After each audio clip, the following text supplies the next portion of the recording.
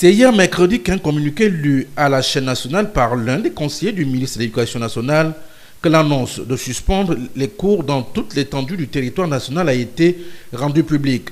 Une mesure qui s'applique du primaire au secondaire, public et privé. Par cette suspension, le gouvernement gabonais tente de gagner du temps, ne voulant sûrement pas se déjuger en faisant un rétropédalage par rapport aux mesures annoncées. Pourtant, il faudra quand même, car les syndicats et la société civile, les parents, attendent emboîter le pas des élèves dont le combat est jugé juste. Et à propos des violences signalées sur les élèves, l'on signale plusieurs blessés à cause des forces de l'ordre.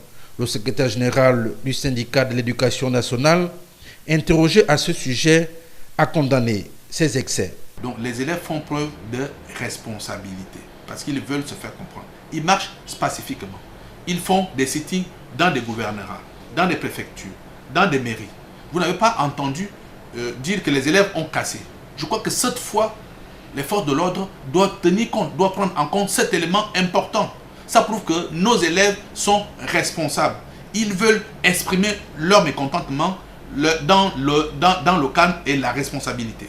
Donc, faire usage de la force comme nous l'avons appris au niveau des PK, mais c'est la folie.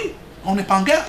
Pourquoi face à un élève de 12 ans, face à un élève de 15 ans, pourquoi utiliser l'arme? Pourquoi utiliser les lacrymogènes? Est-ce qu'ils ont cassé? Ils n'ont pas cassé. Au contraire, la marche est autorisée. Tout citoyen a le droit de manifester son mécontentement. C'est écrit dans la Constitution. Donc maintenant, quand on trouble l'ordre public, c'est-à-dire on casse, on empêche les gens de travailler, on fait ceci, on fait donc les élèves ne font pas du bruit. Ils convergent vers les autorités, c'est-à-dire les mairies, l'Assemblée nationale, les préfectures. Donc pour aller échanger avec les responsables, nous l'avons vu à Franceville, nous l'avons vu à Habitat, nous l'avons vu partout. Donc que la police, que les forces de l'ordre cessent effectivement l'usage de la violence vis-à-vis de nos élèves, parce que cette fois-ci, ils ne cassent pas. Ils sont responsables, ils expriment leur mécontentement, leur colère à travers ces marches-là, à travers ces manifestations, parce que leur avenir est en pointillé.